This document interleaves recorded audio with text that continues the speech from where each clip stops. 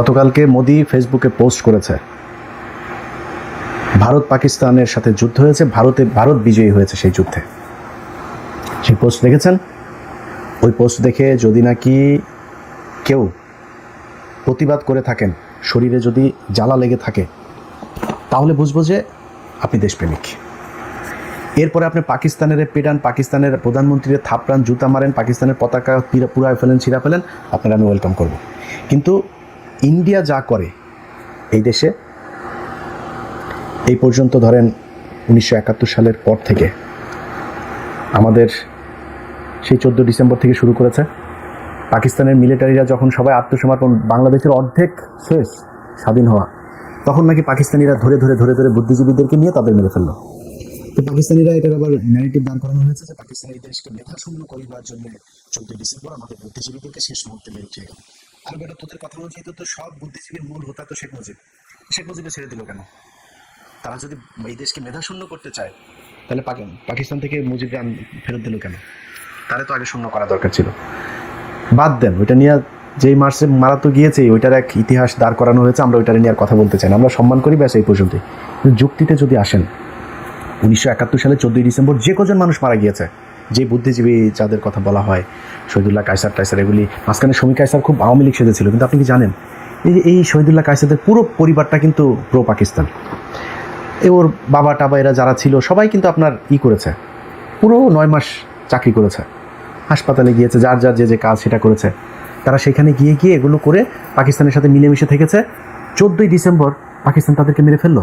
একজনও মুক্তিযোদ্ধা না। আপনি খোঁজ সার্চ করেন, আপনি শহীদুল্লাহ কায়সারের নাম লিখে সার্চ করেন, সে কোথাও মুক্তিযুদ্ধ করেছে কিনা, করেনি। যেই কয়জন এখানে মারা গিয়েছে, যাদের কথা বলা হয়, এবং এই যে মুনির চৌধুরী, কেউ মুক্তিযোদ্ধা না কিন্তু। সার্চ করেন, আপনি গুগলে নাম সার্চ করে দেখেন। কিন্তু পাকিস্তান তাদেরকে মেরে ফেললো কেন? তারা তো পাকিস্তানের পক্ষে কাজ করেছে, তাদেরকে পাকিস্তান কেন মারবে? ধরলাম, তারপরেও পাকিস্তান শেষ মুহূর্তে একটা আকাম করে থুয়ে গেল। মুক্তিযুদ্ধ শেষ হলো 1971 সালের 16 ডিসেম্বর। তো 1972 সালের 30 জানুয়ারি এই জহির রায়হানকে কে নিয়ে গুম করে ফেললো? পাকিস্তানি সেনাবাহিনী নিয়ে গুম করে ফেললো। এরপরে আমাদের মিল, কল কারখানা সব কিছুই করলো কারা? মারলো। ফেলানিরে গুলি করলো কারা? জিয়াউর রহমানরে কারা মেরেছিল? আজকে খালেদা জিয়া যে জেলখানায়, এই হাসপাতালের ভেতরে জেলখানায় সে পয়জন নিয়ে এসে আজকে মৃত্যুর সাথে লড়ছে, তাকে কারা মারলো? হাদিকে কারা মারলো? আবরারকে কারা মেরেছিল?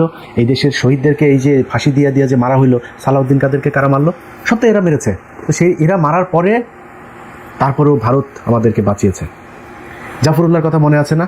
ইউটিউবে সার্চ দিয়ে দেখেন, জাফরুল্লাহ নিজে বলেছে 1971 সালের 16 ডিসেম্বর যেই ঘটনা, সেই ঘটনায় তিনি এবং এই দেশের সেনাবাহিনীর সর্বাধিনায়ক, সেই সর্বাধিনায়ক জাফরুল্লাহ সহ সিলেট থেকে হেলিকপ্টারে চড়ে তারা ঢাকায় আসতে চেয়েছিলেন 16 ডিসেম্বরের দিন।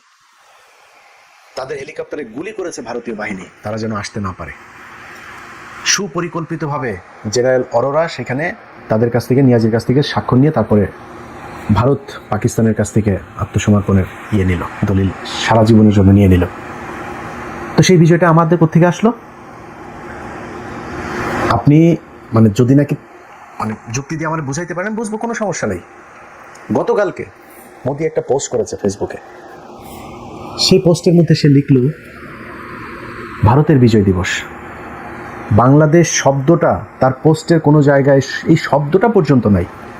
সেখানে গিয়ে আমি একটা কমেন্ট করে এসেছি যে তোর আর তোর গার্লফ্রেন্ড হাসিনাকে ড্যাশ করি, ইলিয়াস হুসাইন ফ্রম ইস্ট পাকিস্তান।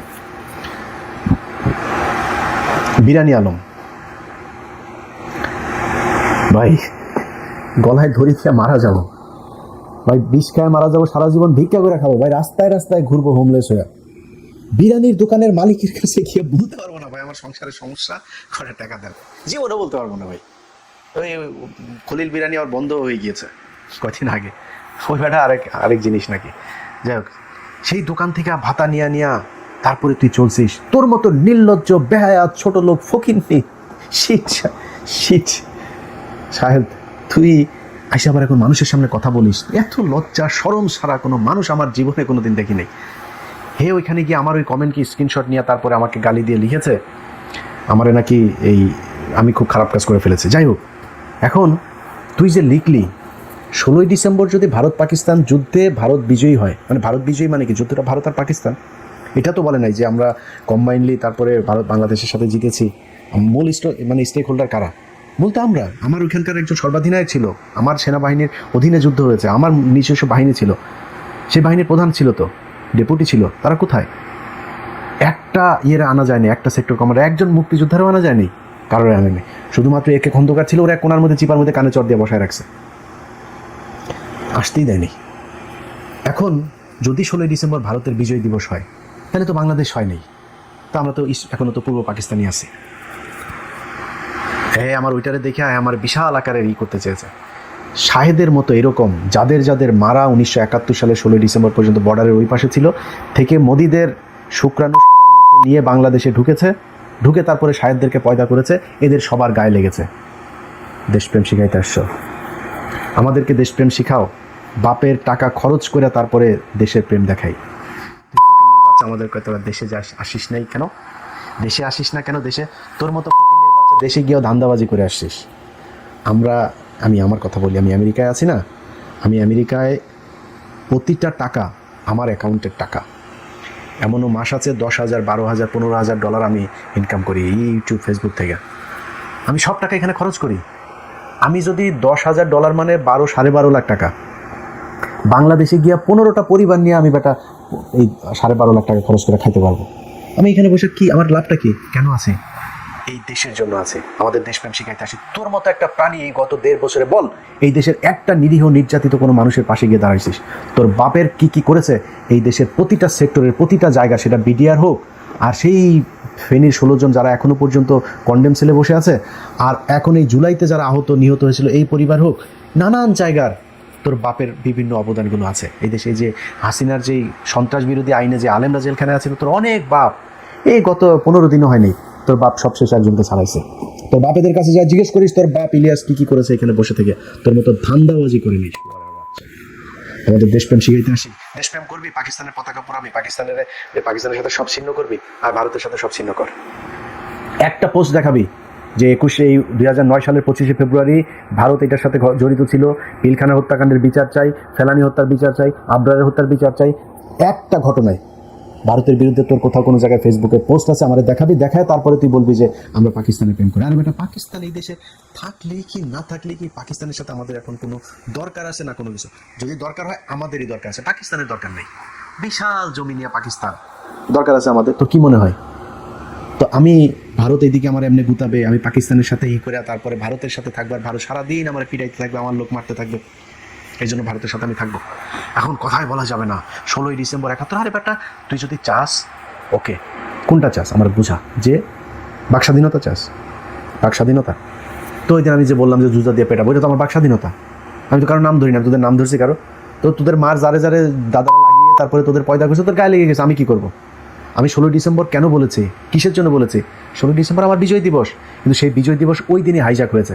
কে বলেছে? তোর আব্বা মেজর জলিল বলেছে যে 16ই ডিসেম্বরই আমার বিজয় হাইজ্যাক হয়েছে। এই বিজয় আবারও পুনরুদ্ধার করতে হবে।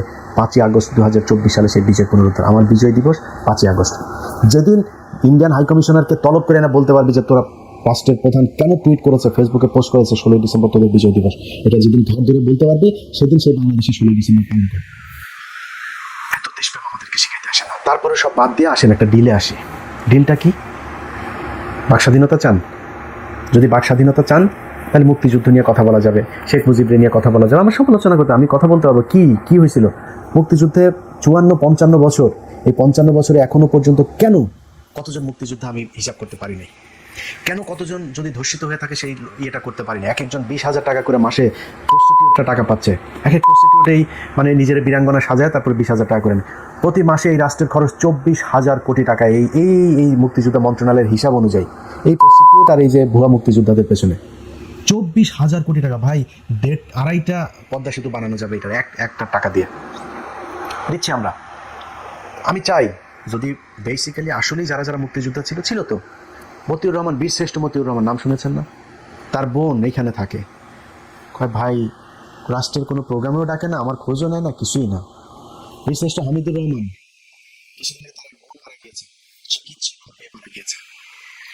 মুক্তিযোদ্ধাদের অরিজিনাল যে মুক্তিযোদ্ধা ধুকে মারা গিয়েছে, মেজর জলিলের মতো মুক্তিযোদ্ধা চিকিৎসা না পেয়ে পাকিস্তানে গিয়ে মারা গিয়েছে, জানেন? দেখেন মেজর জলিল জন্ম মৃত্যু উইকিপিডিয়া সার্চ দেন কোথায় মারা গিয়েছিল। পাকিস্তানে গিয়ে মরতে হয়েছে ক্ষোভে দুঃখে কষ্টে।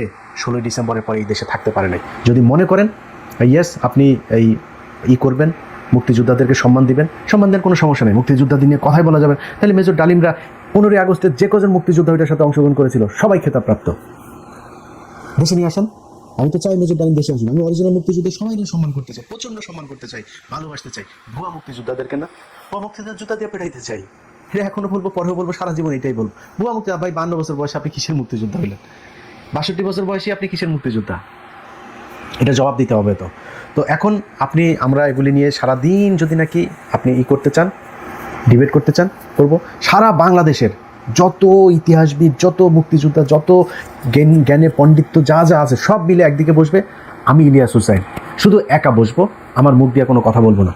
আমার কাছে যেই কয়টা বই আছে আমি এই কয়টা বইয়ের পৃষ্ঠা ধরে ধরে এইভাবে দেখাবো, এই যে এই বইয়ের এত নাম্বার পৃষ্ঠার ভেতরে এটা লেখা, এই বইয়ের এত নাম্বার পৃষ্ঠায় এটা লেখা, এই বইগুলির ভেতরে, এবং লিখেছে কারা?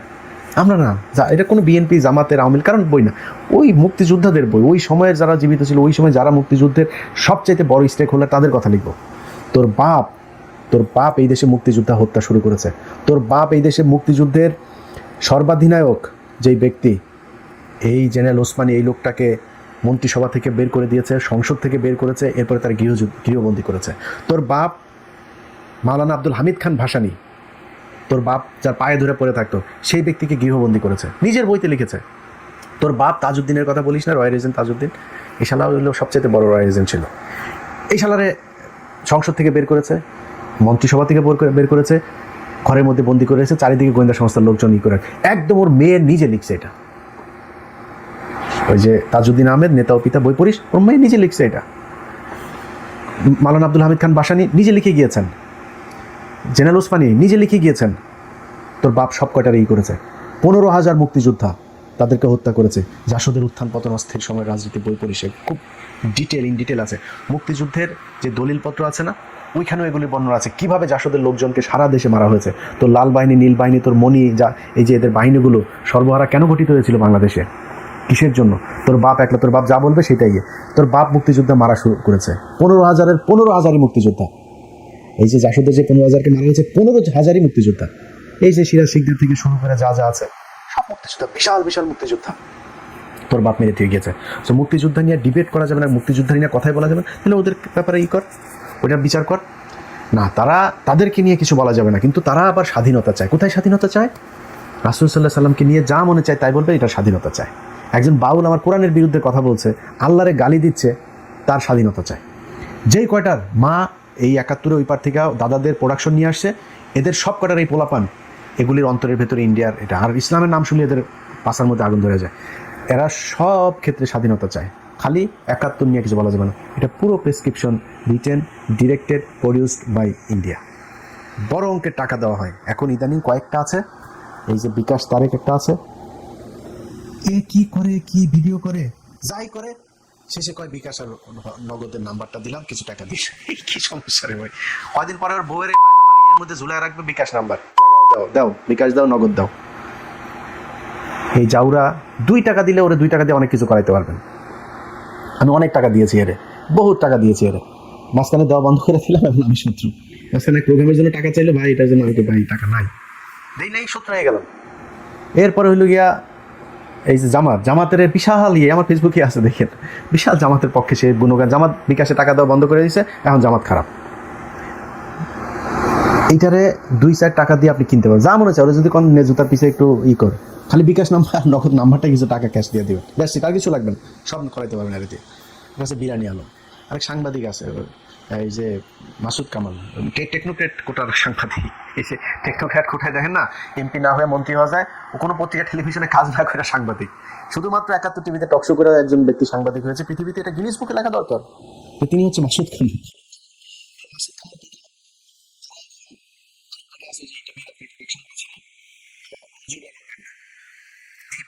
কি করে এ যায় বলে কি আপনার আনিস আলমগীর, তারে কেন ধরা যাবে? সাংবাদিক, এত বড় সাংবাদিক একজন, তারে ধরে ফেলা যাবে?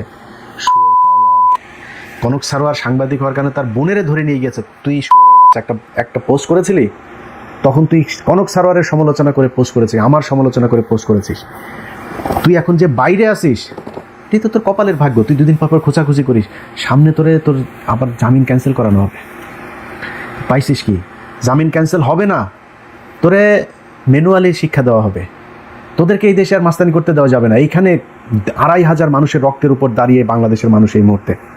এখানে আওয়ামী লীগের পক্ষে যে কথা বলতে যাবে, আওয়ামী লীগের বিভিন্ন টকশো টেলিভিশন পত্রিকা সাংবাদিক কারা কাদেরকে ডাকছে, কি ডাকছে, সবই করা হবে। হঠাৎ করে টেলিভিশনের সামনে কিন্তু লোকজন হাজির হয়ে যাবে, তখন বলতে হবে না সরকারেরও আমরা দুচি না। এই হাদির ঘটনার পরে এই দেশে আওয়ামী লীগকে চরম শাস্তি দিতে হবে, চরম শিক্ষা দিতে হবে। ওদেরকে এই দেশের রাজনীতি, ওদের নিরাপদে বাংলাদেশে থাকতে দেওয়া যাবে না। হাদির যদি কিছু হয়ে যায়, বাংলাদেশে সেদিন কারবালা হয়ে যাবে, কারবালা। এটার জন্য যা প্রস্তুতি নেওয়া দরকার নেওয়া হচ্ছে। এদেরকে শান্তিতে থাকতে দেওয়া যাবে না। যদি সরকার ওইখানে বাধা দিতে আসে, যেটা করা দরকার সেটা করা হবে।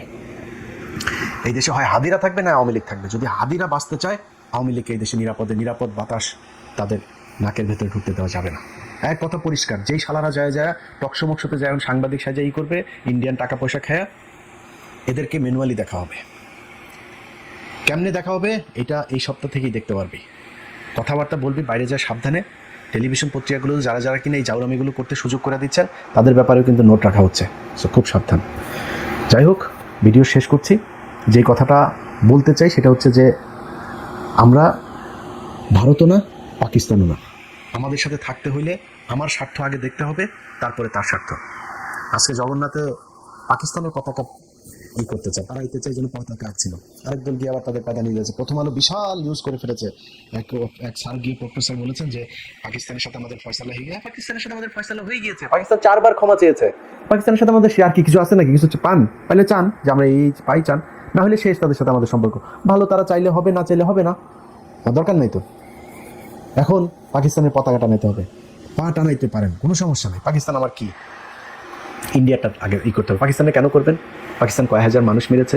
পাকিস্তান আমাদের দেশের মানুষের সাথে খুব খারাপ কাজ করেছে। 1971 সালে আমরা তার কাছ থেকে স্বাধীন হয়ে গিয়েছি, তাদেরকে এই দেশ থেকে বের করে দিয়েছি।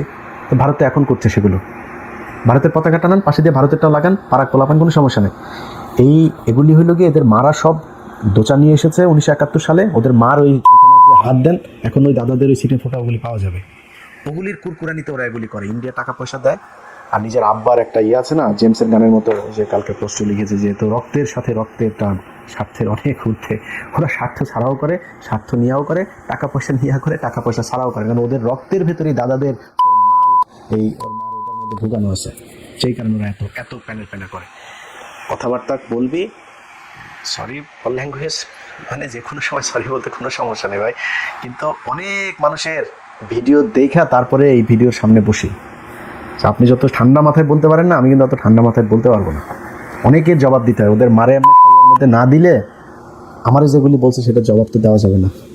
সুশীল হইলে আবার জবাব দিতে পারবো না। এখানে খুব বেশি সুশীল হই না ভাই, একটু থাকে, এই পর্যন্তই থাকে। এর বেশি হয়ে গেলে এগুলো জবাব ঠিক মতো দেওয়া যাবে না। যে কারণে জবাবগুলো দেই। তারপরেও আমার সুধীজন, আমার শুভাকাঙ্ক্ষী, সম্মানিত মানুষ যারা আছে, তাদের কাছে অনুরোধ, মাপ চাই আপনাদেরকে কষ্ট দেওয়ার জন্য। এই সাময়িক কষ্ট দিচ্ছি।